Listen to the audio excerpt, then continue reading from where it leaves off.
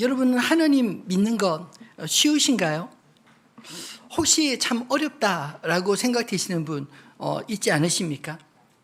사실 우리가 믿는 대로 살면 좋은데 우리가 알고 있는 대로 그렇게 적용하며 사는 것이 세상의 방식과 충돌이 될 때마다 이렇게 하는 게 옳은지, 적당하게 세상 사람들이 살아가는 게 옳은지 그 가운데서 갈등이 할 때가 참 많을 줄 압니다.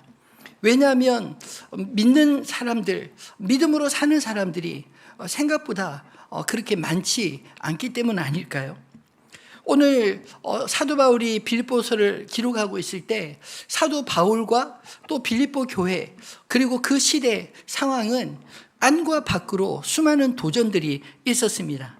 안으로는 내부적으로 마치 할례파와 유대 율법주의자들이 교회마다 다니면서 바울이 전한 그 복음과 다른 복음을 전했기 때문에 그것 때문에 교회 안에 혼란이 있고 또 교회가 세워진 지 얼마 안 돼서 정말 믿음으로 사는 법을 잘 알지 못하는 사람들에 의해서 교회 안에 누가 옳으냐 혹은 또 뭐 은사들이 어떤 은사가 좋은가 뭐 이런 것들 때문에 서로 분쟁과 다툼이 내부적으로도 있었고 또 바깥으로는 핍박이 유대인들과 또 로마 제국의 그런 핍박들이 있었습니다.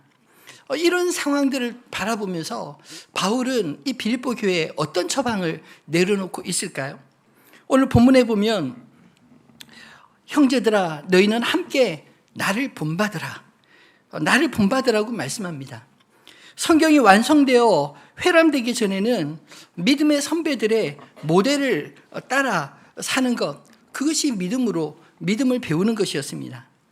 지금도 믿음이 굳건히 자라 스스로 말씀을 묵상하고 말씀대로 살아갈 수 있는 사람이 아니면 대부분은 나보다 앞서 먼저 믿는 사람들, 예를 들면 가정에서는 부모를 따라 자녀들이 신앙생활을 배우고 또 우리가 전도해야 되는 대상은 우리의 말과 행동을 보고 우리를 따라 신앙생활을 시작하지 않습니까?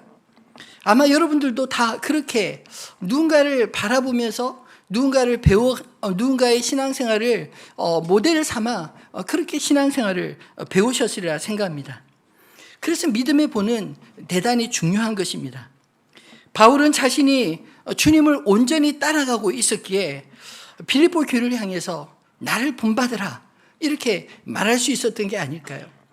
결국은 자기를 따라오는 것이 아니라 내가 주님을 따라가는데 당신들도 나를 따라오면 당신들 역시 나와 함께 주님을 따라가는 것입니다. 그러므로 나를 본받아 나를 따라오십시오. 이렇게 말하고 있는 것입니다.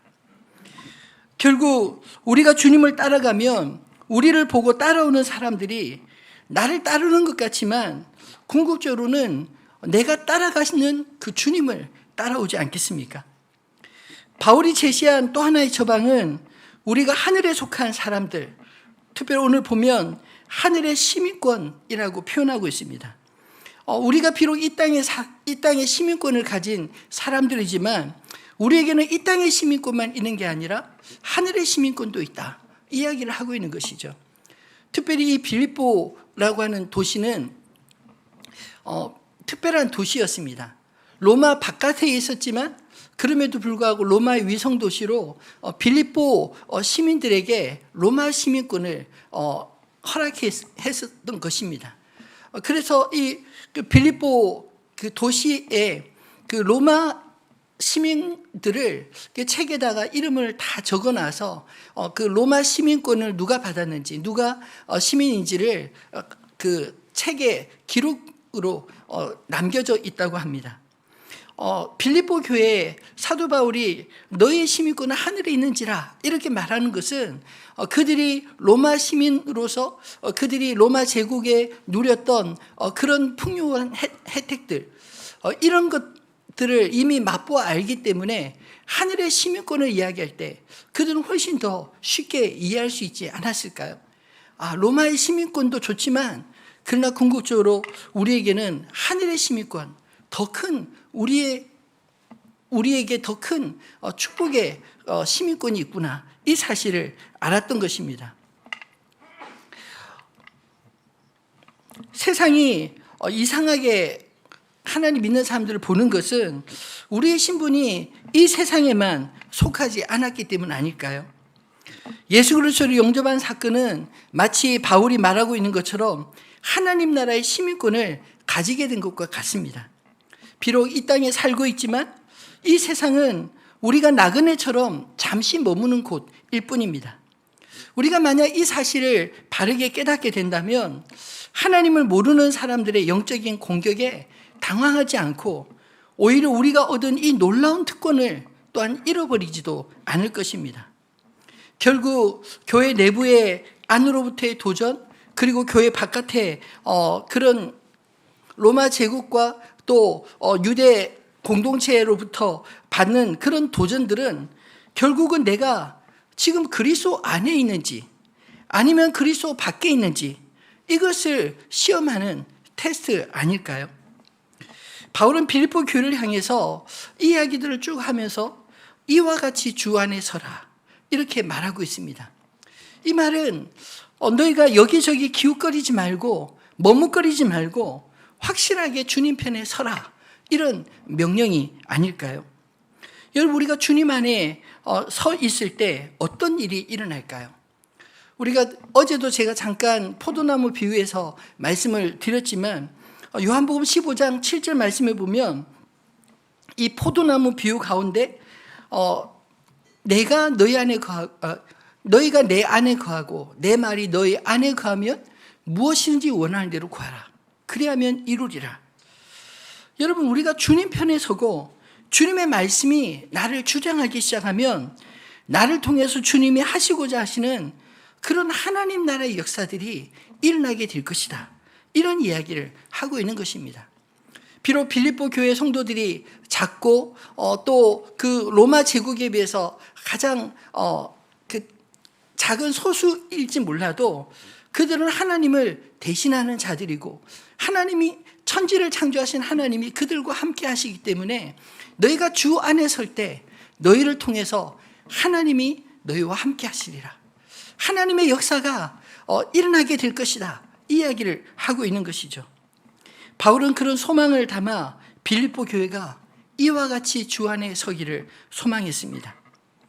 그러면 우리가 주 안에 서려면 어떻게 해야 할까요? 저는 오늘 말씀을 묵상하면서 첫 번째로 주님의 마음을 품어야 한다고 믿습니다. 빌립보 교회의 문제는 무엇일까요? 오늘 본문에 특별히 4장 2절에 보면 내가 유오디아를 권하고 순두개를 권하노니 주 안에서 같은 마음을 품으라, 이야기를 꺼내고 있습니다. 이 유오디아와 순두개는 사람의 이름입니다. 특별히 여성의 이름입니다. 근데 이 두 사람은 이 빌립보 교회의 유력한 그런 지도자, 아마도 권사님쯤 되지 않을까요? 뭐 집사님이나 권사님처럼 혹은 전도자 같은 그런 신분을 가진 교회에서 다 아는, 그리고 영향력 있는 그런 사람들이었습니다. 근데 무슨 문제인지는 정확하게 기록되어 있지 않지만 분명한 것은 이 두 사람 유오디아와 순두개의 마음이 서로 하나가 되지 못했다. 서로 다른 마음을 품고 그리고 서로 다른 이야기를 교회 공동체 안에서 하고 있다, 이것만은 분명한 것 같습니다. 무엇이 문제였을까요? 오늘 본문은 정확하게 이야기하지 않습니다. 그러나 분명한 것은 사도 바울이 어떤 문제에 대해서 꼬치꼬치 그 문제를 지적하는 경우도 있고 그렇지 않는 경우도 있는데 오늘 이 문제는 특별하게 다루지 않는 것을 보면 신학적인 문제는 아닌 것 같습니다. 자세한 건 알 수 없지만 바울이 이 이야기를 하고 있는 것은 그들 안에 문제가 있는데 바울이 볼 때 그렇게 대수롭지 않은 문제였기 때문 아닐까요? 근데 서로 같이 일하기 참 불편하게 되었습니다. 그것이 성격 차이든 일처리 문제든 작은 것들이 켜켜이 쌓여서 서로의 감정에 불편하게 되어서 마음이 하나가 되지 못하고 한 사람이 이걸 주장하면 한 사람은 반대로 주장하고 뭐 이런 일들이 시시때때로 나타난 것입니다. 그럼에도 불구하고 이 두 사람이 빌립보 교회의 중요한 일꾼이었기 때문에 사람들은 그들의 영향을 받을 수밖에 없었던 것이죠. 눈치를 보지 않았겠습니까? 예를 들어서 유오디아의 편을 들면 순두개가 싫어하고, 순두개 편을 들면 유오디아가 싫어하고, 그러니까 여기 이 사람한테 말 걸기도 힘들고 저 사람한테는 말 걸기 힘들고, 근데 그 사람들을 통하지 않으면 또 교회를 하기가 어렵고, 뭐 이런 참 우스꽝스러운 일이 일어난 것입니다. 그럼에도 불구하고 바울은 그들이 복음에 나와 함께 힘쓰던 저 여인들을 돕고 라는 표현을 쓴 걸 보면 초기 빌립보 교회를 세울 때 루디아와 같이 이 빌립보 교회 초기 멤버였던 것 같습니다. 그리고 복음을 전하는데 무엇보다도 앞장섰던 정말 헌신했던 그런 여인들 아니었을까요? 그들의 불편함 때문에 지금 빌립보 교회가 눈에 도드라지게 막 분쟁은 일어나지 않았지만 서로 눈치를 보는 이 상황을 내버려 두면 결국은 교회가 분열될 수밖에 없는 그런 상황이었기에 바울이 이 마지막 사장에 유오디아를 권하고 순두개를 권하노니 주 안에서 같은 마음을 품으라, 이런 이야기를 하고 있는 게 아닐까요? 그런데 바울은 그 두 여인 중에 어느 편도 들지 않았습니다. 오히려 로마에서 갇힌 자기 대신 참으로 나와 멍에를 같이 한 너에게, 이 너는 누군지는 정확하게 이름이 나와 있지 않지만 아마도 편지를 읽는 빌립보 교회 모든 성도들을 가리키는 말 아닐까요? 내게 구하노니 복음에 나와 힘쓰던 저 여인들을 돕고 글레멘도와 그 외의 나의 동역자들을 도우라. 그 이름들이 생명책에 있느니라. 그들 역시 모두 생명책에 그 이름이 있는 믿음의 동지들이라는 것입니다. 주님이 기억하시고 그리고 이미 구원을 받은, 비록 성격은 다르고 마음은 다르고 서로 의견은 다를지라도 그러나 여전히 주님 앞에는 참 귀한 동역자였기에, 바울에게도 똑같이 중요한 소중한 동역자였기에 그들을 도우라, 그렇게 말하고 있는 게 아닐까요? 여러분, 주님과 같은 마음을 품는다면 어떻게 사람들끼리 분쟁이 있을 수 있겠습니까? 근데 이 주 안에서 같은 마음을 품으라 라는 이 말을 뒤집어 엎으면 사실 그들이 다른 마음을 품고 있다는 거죠. 그 말은 또 어떤 의미일까요? 주님과 같은 마음을 품고 있지 않다, 이런 뜻 아니겠습니까? 우리가 2장 5절로 8절 말씀에 바울이 이미 하신 말씀의 의미가 어쩌면 이들에게 주는 메시지 아니었을까요? 2장 5절로 8절 말씀 다시 한번 읽어보겠습니다. 너희 안에 이 마음을 품으라. 곧 그리스도 예수의 마음이니 그는 근본 하나님의 본체시나 하나님과 동등됨을 취할 것으로 여기지 아니하시고 오히려 자기를 비워 종의 형체를 가지사 사람들과 같이 되셨고 사람의 모양으로 나타나사 자기를 낮추시고 죽기까지 복종하셨으니 곧 십자가에 죽으심이라. 아멘. 예수님은 하나님과 같은 본체시지만 하나님과 같이 여기지 않았습니다. 자신의 권리가 있지만 그 권리를 사용하지 않으셨다라는 것입니다. 뿐만 아니라 자기를 낮추셔서 종의 형체를 가져 사람과 같이 되셨습니다. 뿐만 아니라 더 낮추셔서 죽기까지 복종하셨으니 곧 십자가에 죽으셨다, 이렇게 말하고 있지 않나요?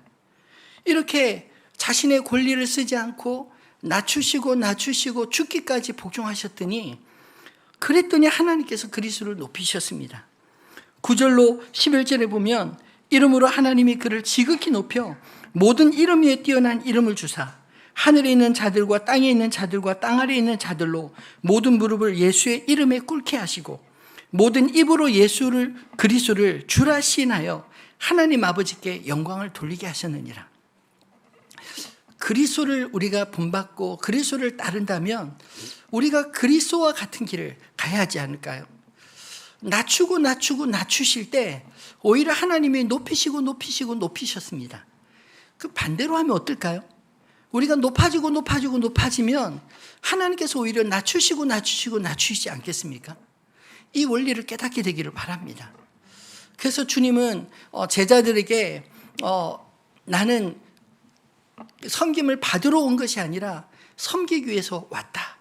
그렇게 말씀하시면서 제자들에게도 작은 자를 섬기는 것이 곧 나를 섬기는 것과 같다. 이렇게 가르치신 게 아닐까요? 여러분, 예수님이 당연한 그 하나님 아들의 신분을 내려놓고 그렇게 섬기셨던 것처럼 우리가 주님의 마음을 품고 그렇게 살아간다면 그것을 통해서 사람들이 주님을 만나고 또 그들의 변화를 경험하게 되지 않겠습니까? 제발 피스메이커들이 되시기를 주님의 이름으로 축원합니다. 사실 교회 공동체 안에도 참 분쟁이 일어날 때가 참 많습니다. 사람들이 모인 곳이기 때문에. 그리고 말이라는 건 참 이상한 힘을 가지고 있습니다. 분명히 나는 그런 의도로 말한 적이 없는데 몇 사람만 입을 거치면 전혀 다른 말로 바뀌어지지 않나요? 어렸을 때 해보셨죠? 그 교회 그 성경학교 때 한 10명, 20명 이렇게 쫙 일렬로 세우고 귀속말로 첫 번째 아이에게 막 이야기해 줍니다. 그럼 그 이야기를 듣고 두 번째 아이에게 또 귀속말로 해주고 그리고 맨 마지막에 이제 아이가 달려와서 앞에서 무슨 이야기 들었는지 해보라고 하면 완전히 딴 이야기를 합니다. 그렇게 불과 얼마 되지 않는 시간, 얼마 되지 않는 간격이지만 그러나 몇 사람의 입술과 귀를 거치면 그렇게 전혀 다른 이야기가 될 수도 있는 것. 여러분 그 사실을 알고 있지 않나요? 아마도 그런 과정에서 그 사람의 말을 정확하게 들었을지라도 옮기는 과정에서 나도 모르게 내 이야기가 같이 들어갑니다. 그래서 제발 사람들 이야기를 누구에 대한 이야기를 들을 때 전적으로 믿지 마십시오. 아마 한 50% 내지 70%는 몇 사람 거쳐서 전혀 다른 이야기가 되어 있을 가능성이 높습니다. 여기저기 말을 옮기는 그런 이간질에 쓰임받는 사람들이 아니라 오히려 피스메이커가 돼야 되지 않을까요?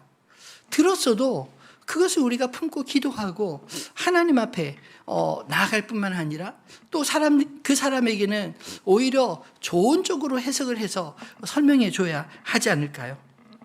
말을 옮기는 사람과 친하게 지내지 마십시오. 왜냐하면 내 말도 누군가에게 지금 이상하게 옮겨질지도 모릅니다.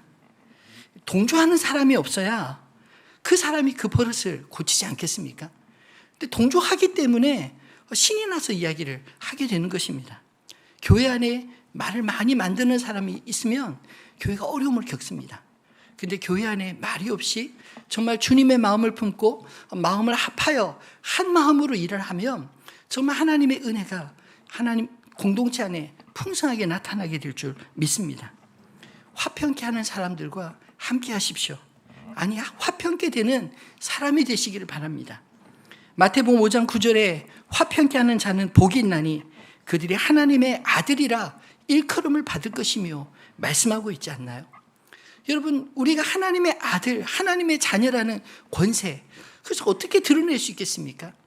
화평케 하는 그 일을 감당할 때 비록 나눠져 있는 오늘 유오디아와 순두계와 같이 마음이 나눠져 있는 사람 있을 때 한쪽에서 들은 이야기를 또 한쪽에 옮겨주면서 서로 더 마음을 멀어지게 하는 것이 아니라 오히려 그 두 사람의 잘못된 해석들을 오히려 잘 해석해줘서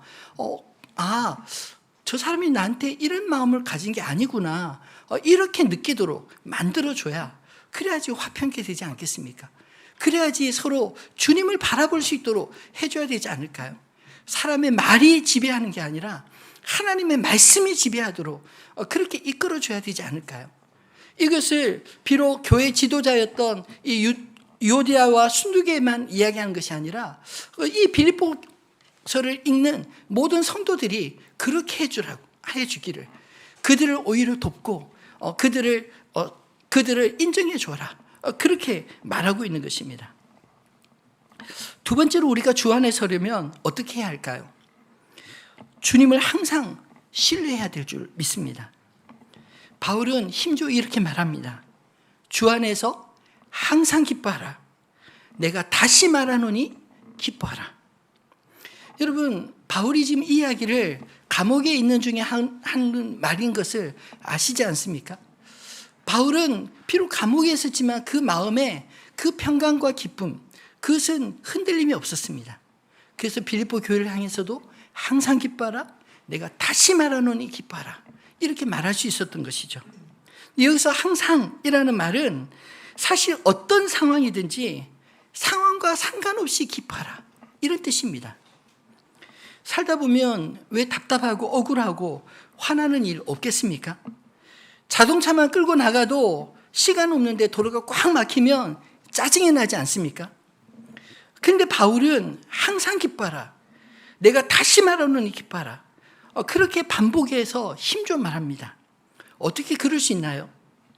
바울은 그 비결을 주 안에서라는 전제로 말하고 있습니다. 내 의지와 감정으로는 할 수 없지만 내 의지와 감정대로 사는 것은 그것은 주님과 상관없이 사는 것이고, 내 의지와 감정을 주님 앞에 맡겨서 주님의 필터링을 통해서 거치면 그러면 주 안에서 가능하다라는 말씀입니다. 내 마음에 두려움이 있고 또 불확실한 마음이 있다 할지라도 주님을 신뢰함으로 주님께 기도하고 주님이 행하실 것을 기다리면, 인내하면 기뻐할 수 있지 않을까요? 사람들은 제가 성격이 참 좋은 줄 압니다. 이찬수 목사님이 그 설교할 때 요즘도 가끔 제 성격을 가지고 왕 목사는 원래부터 온유한 사람, 이런 식으로 설명해서 저는 저를 모르는 사람도 제가 굉장히 온유하다고 그렇게 알고 계시더라고요. 근데 사실 제가 원래 그런 사람 아닙니다. 지금 저의 성격은 청년 시기에 말씀으로 단련된 과정을 겪어서 지금 이 정도 그래도 된 거라고 생각합니다. 제가 대학 1학년 때 벌써 36년 이 정도 된 시절이었는데 전공 때문에 답답해서 우울한 시간들을 보낸 적이 있었습니다. 근데 말씀을 순장님께 배웠던 말씀 중에 데살로니가전서 5장 15절로 18절 말씀, 항상 기뻐하라, 쉬지 말고 기도하라, 범사에 감사하라, 이것이 그리스도 예수 안에서 너희를 향하신, 거기다가 괄로 쳐놓고 자기 이름을 넣어서 불러보래요. 제천이를 향하신 하나님의 뜻이니라. 이 말씀을 설명해 주면서 제천일이 이건 명령이야, 이것은 해도 되고 안 해도 되는 것이 아니라 하나님의 명령이기 때문에 어떤 상황이든지 그렇게 해야 되는 거라고 그렇게 배웠습니다. 그리고 난 이후에 정말 너무너무 우울했는데 그 말씀이 딱 오르더라고요. 하나님, 나 지금 너무 화가 나고 억울한데, 그리고 내 인생에 대해서 앞이 보이지 않는데 이런 순간에도 기뻐하라고요? 정말 이해가 되지 않지만 그 말씀을 제가 들었기 때문에 그 말씀을 의지해서 정말 미친 듯이 기도했습니다. 하나님, 저는 할 수 없지만 주님이 기뻐하라고 하시니까, 그것도 항상 기뻐하라고 하시니까 한번 흉내라도 내보겠습니다. 삐에로가 얼굴에 분장하는 거 있잖아요. 그런 분장한 것처럼 제가 당신 앞에 삐에로가 되어드리죠. 이런 식으로 좀 건방진 태도로 하나님 앞에 막 그렇게 기도하면서 길을 걷는데 하나님께서 제 마음에 정말 말로 형용할 수 없는 기쁨을 주시더라고요. 상황은 하나도 바뀌지 않았습니다. 근데 그 기쁨을 한번 맛보는 순간 제 생각과 가치관이 바뀌었습니다. 말씀은 어디 액자처럼 이렇게 걸어두고 보는 게 아니라 그 말씀은 내 마음에 새기고 그 말씀대로 순종해야만 비로소 그 말씀의 능력이 나타나는구나. 하나님이 기뻐하라고 하시니까 그냥 기뻐하려고 애를 썼는데 정말 말도 안 되는 그 기쁨이 제 마음을 차고 들어오는데 정말 미친 듯이 그냥 캠퍼스를 뛰어다니면서 하나님을 찬양했던 기억이 납니다. 또 신학을 시작할 때 첫 해 제가 24살이었는데 처음으로 제가 섬겼던 교회가 저희 아버님 교회였습니다. 전도사로 섬길 때 그때 참 초기는 너무 행복하고 좋았는데 이 10월 요쯤 돼서 교회가 세 갈래로 싸워서 나눠지게 됐습니다. 근데 그게 너무너무 힘들었습니다. 마치 나 때문에 그런 것 같기도 하고, 하나님 앞에 정말 너무너무 힘들어서 탄식하며 기도하는데 하나님께서 위로는커녕 책망하시더라고요. 어떤 말씀으로 저를 책망하시냐면 아무든지 나를 따라오려거든 날마다 자기를 부인하고 제 십자가를 지고 나를 쫓을 것이니라. 그러면서 그 말씀 뒤에 저에게 제천아, 이보다 더 큰 일을 만나면 너 어떡할래? 나 버리고 도망갈래? 주의 종의 길이라는 것은 내가 감당하기 어려운 일을 만나도 주님이 함께 하시기에 감당해 주시기에 가야 된다고 그런 말씀을 주시는데 펑펑 울면서 기도했습니다. 근데 참 신기한 경험을 했습니다. 어떤 경험이냐면 사실 모든 갈등은요, 나와 너라는 대상이 있지 않나요? 근데 제 3자 입장에서 보면 싸우는 모습 봐도 웃깁니다. 뭐 저런 문제 갖고 싸워. 그냥 적당히 타협하면 되지. 요즘 러시아와 우크라이나 전쟁하고 있는데 우린 제 3자 입장이잖아요. 왜 꼭 싸우지? 안 싸우고 좀 잘 해볼 수 있는 방법 없을까? 그런 마음 들지 않습니까? 그런데 당사자들은 죽기 살기로 싸우는 겁니다.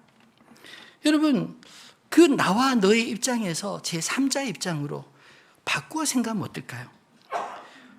저는 그때 하나님이 그런 마음을 주셨습니다. 제 마음에 너무 힘들 때 마치 제 영혼을 육체에서 빼내듯이 그 상황 바깥에서 보게 해주시고 그리고 불쌍한 마음, 긍휼한 마음 주시더라고요.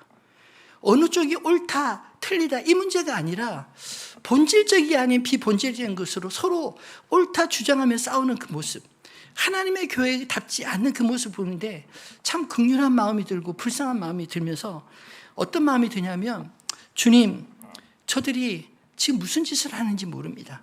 용서해 주십시오. 마치 예수님께서 십자가에서 마지막으로 기도하셨던 것처럼 스데반이 순교하면서 마지막으로 기도했던 것처럼 그런 기도가 나오기 시작하더라고요. 그리고 난 이후에 그분들이 미워 보이지가 않았습니다. 참 우리가 알지 못하고 깨닫지 못하고 악한 영들에 사로잡혀 그렇게 할 수 있구나. 그런 존재구나. 연약한 존재구나. 이 사실을 깨닫게 되었습니다. 그 이후부터 다툼이 있을 때마다 그때 경험했던 것처럼 그런 기도가 절로 나옵니다.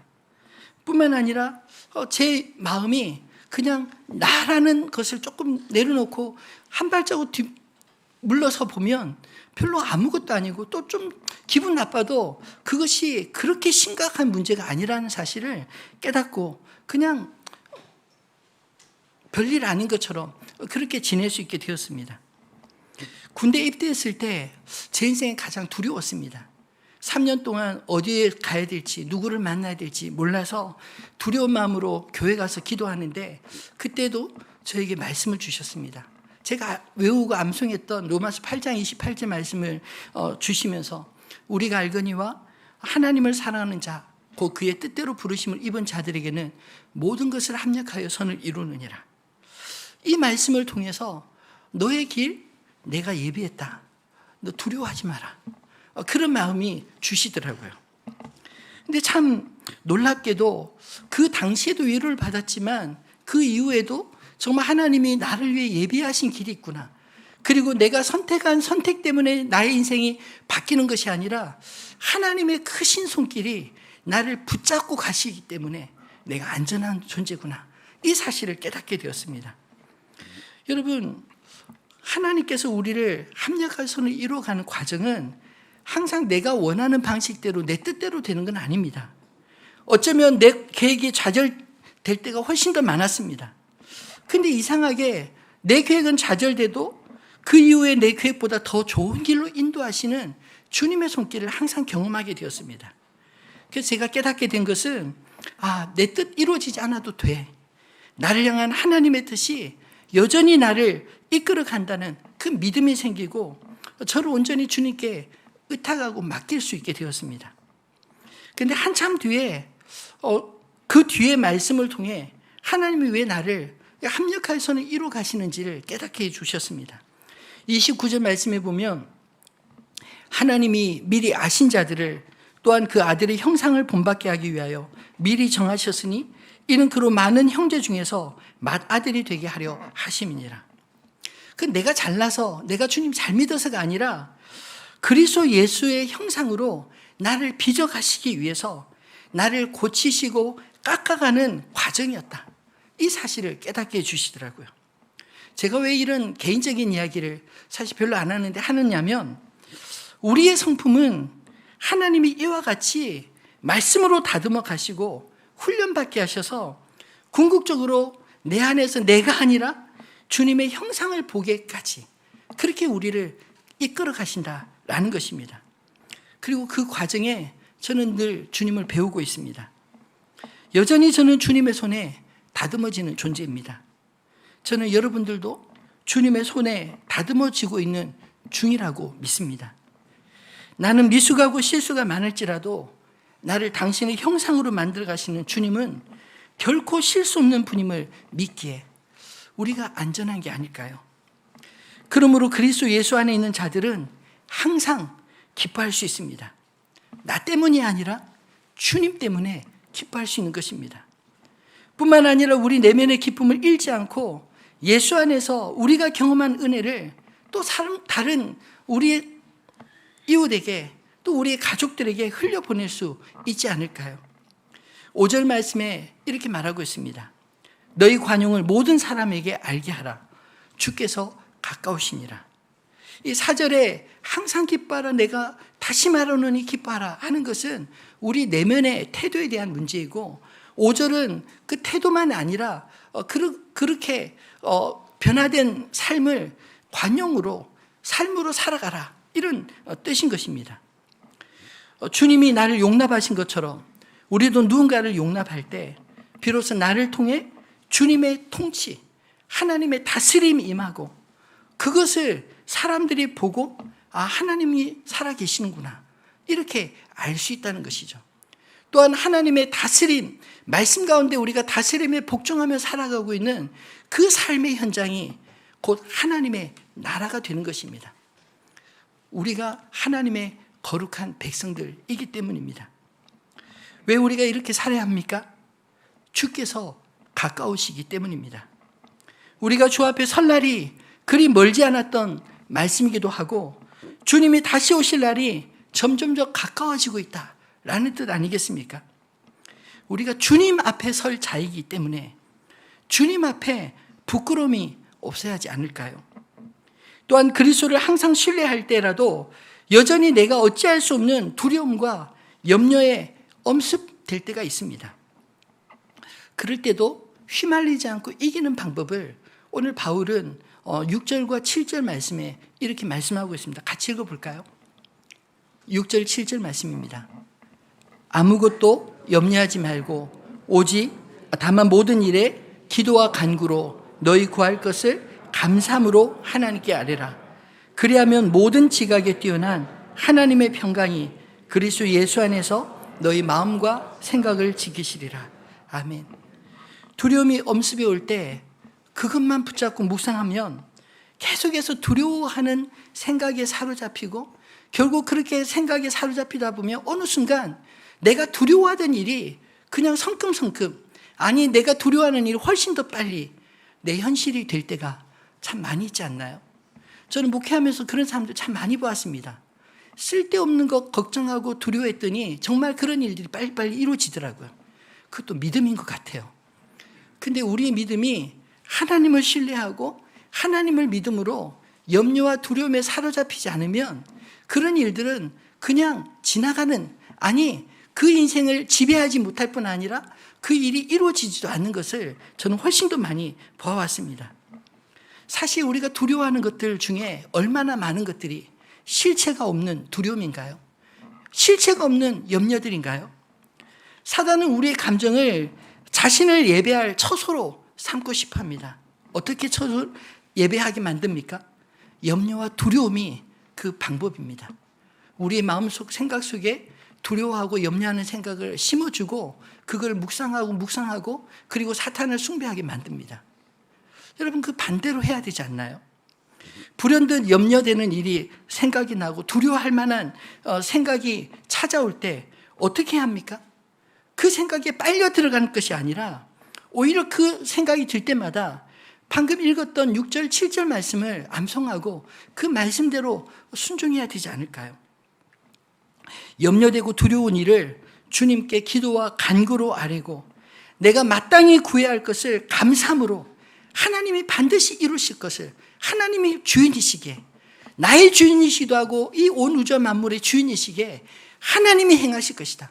하나님이 옳다고 하고 하나님이 이끄시면 그 일이 되는 것이라고 믿고 감사함으로 하나님께 아뢰면 모든 지각에 뛰어나신 하나님의 평강, 세상이 주는 평안이 아니라 하나님이 주시는 평강이 그리스도 예수 안에서 우리의 마음과 생각을 주장해 주실 줄 믿습니다.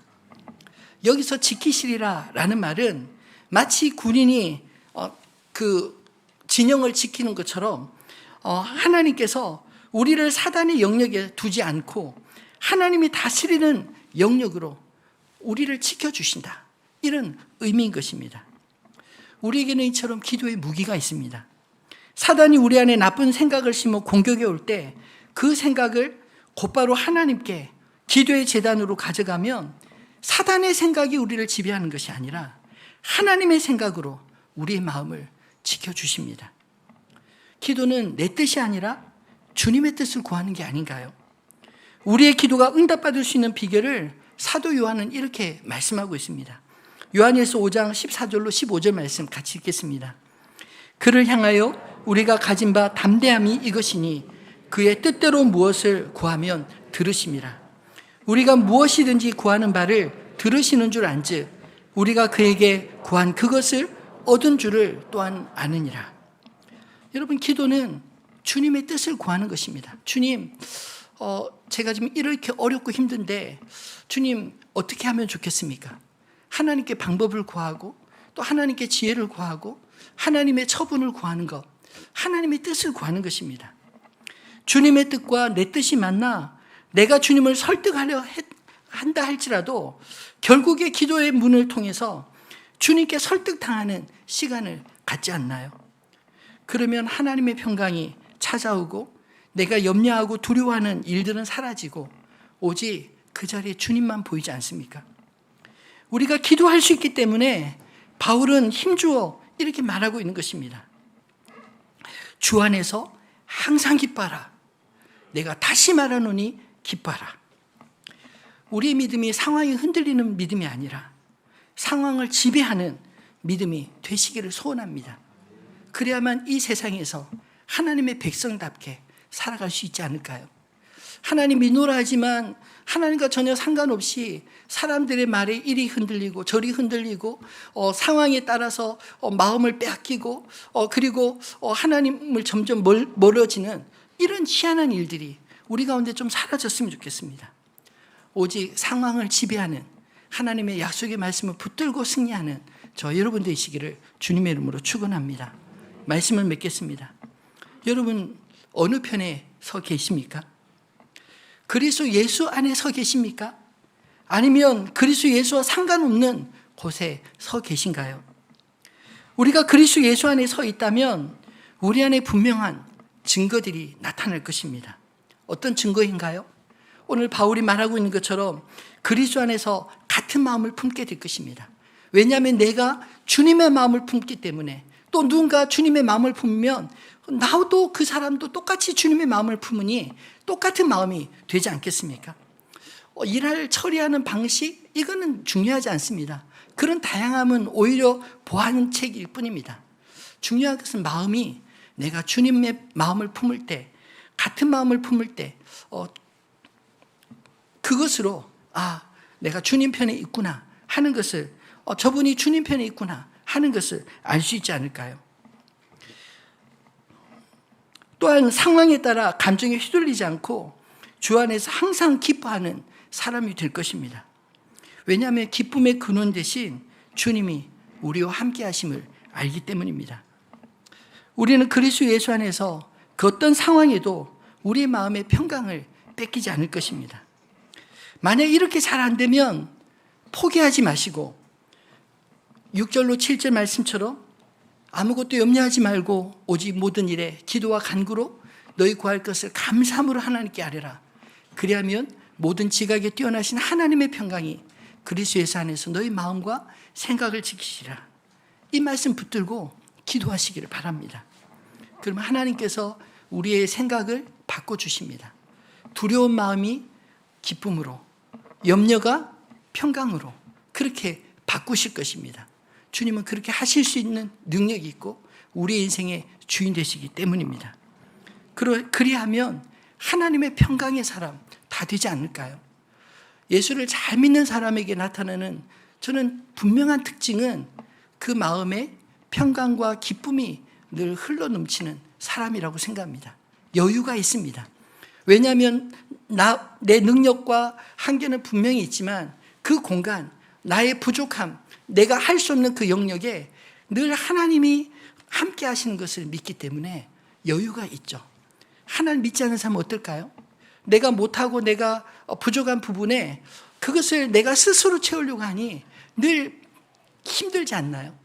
채우려고 애써도 안 채워지니까 짜증나고 불안하고 염려하고 누군가 탓을 흘리고 그러지 않나요?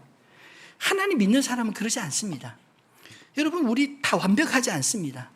그리고 다 잘할 수 있는 능력을 가진 사람도 아닙니다. 그렇지만 적어도 하나님이 우리의 부족함을 채우셔서 그 모난 부분을 온전케 하시고 그렇게 사용하시는 분임을 믿으시기 바랍니다. 사도 바울이 자신의 육신의 가시를 뽑아달라고 3번 간구했을 때 주님 뭐라고 하셨나요? 내 은혜가 내게 족하도다. 내가 약한 데서 온전해짐이라. 우리는 약하지만 온전해지는 존재입니다. 아니, 오히려 약하기 때문에 주님을 의지하고 주님의 은혜로 우리의 빈자리를 채울 수 있는 그런 사람이 되고, 그래서 온전하게 주님의 사람으로 쓰임을 받게 되는 것 아닐까요?